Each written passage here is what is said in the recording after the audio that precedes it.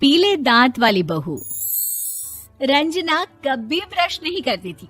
उसे कितनी बार उसके माँ बाप ने डांटा, लेकिन उसका कोई असर उस पर होता ही नहीं था, जिस कारण से उसके दांत पीले पीले हो जाते हैं। शादी के बाद अरे बहू, वैसे तो तुझ में कोई कमी नहीं है, पर तेरे दांत इतने पीले कैसे हैं बेटा? कैसे मतलब? कोई सर्जरी थोड़ी ना कराइए। वो तो क्या नाम, मैं ब्रश नहीं करती थी तो पीले हो गए। अब क्या करूं?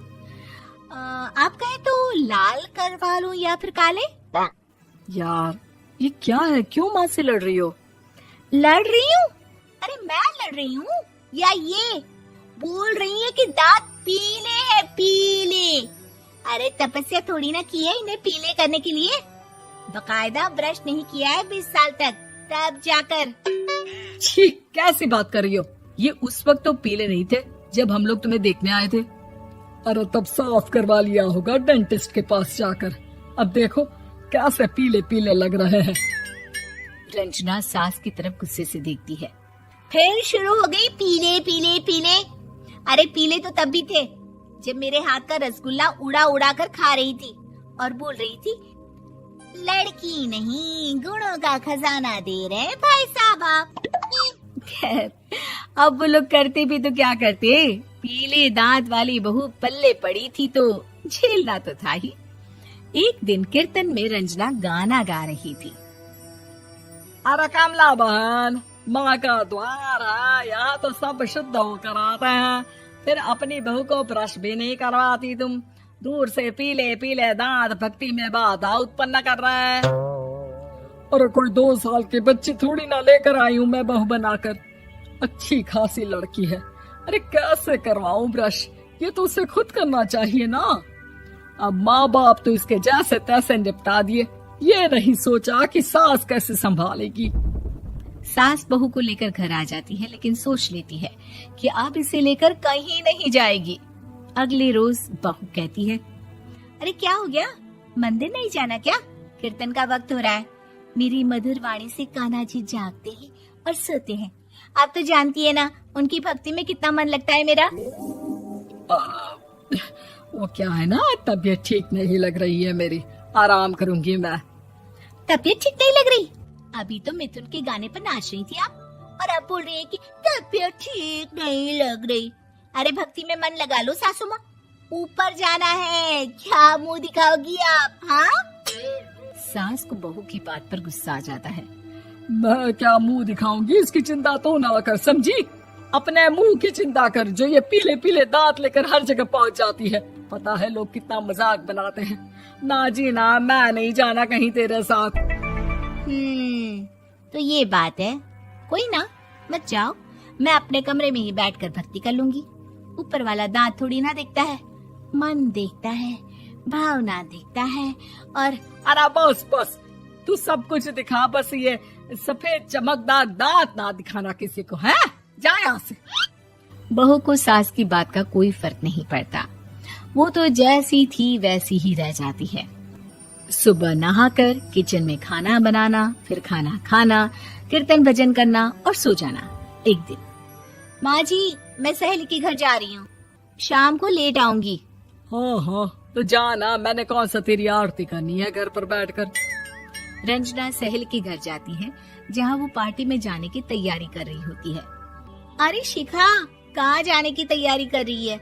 मैं गलत वक्त पर आ गई क्या? अरे नहीं यार, उल्टा सही वक्त पर आ गया। मैंने ये साड़ी और ज्वेलरी निकाली है यार, शाम को इनके ऑफिस की एक पार्टी में जाना है। बताना कैसा लग रहा है ये सब?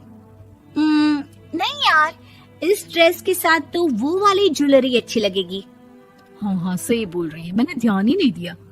वैसे तो हमेशा से मस्त फैशन सेंस रखती है। तो बड़ा जाती होगी ना पति के साथ पार्टी में।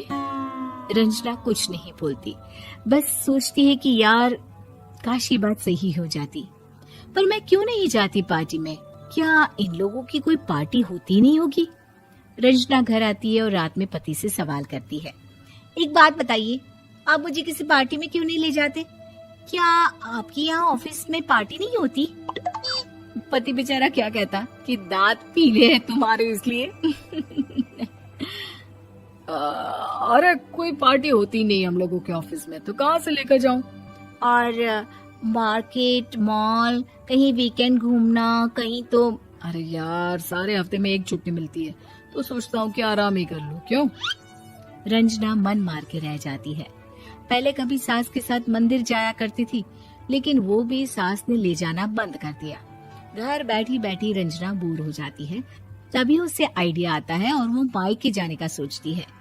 सासू माँ, 2 दिनों के लिए मम्मी के घर जा रही हूँ। अच्छा ठीक है, आराम से जा।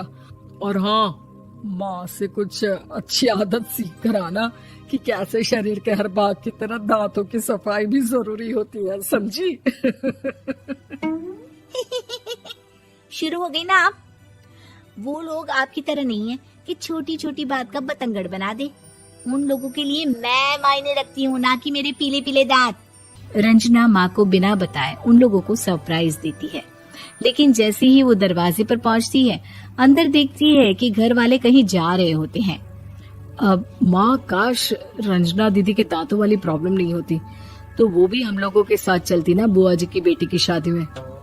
हाँ बेटा, लेकिन अब उसे कौन समझाए कि उसको उसके पीले दांत नहीं दिखते, लेकिन उसके आसपास के लोगों को कितना एम्बैरेसिंग फील कराते हैं।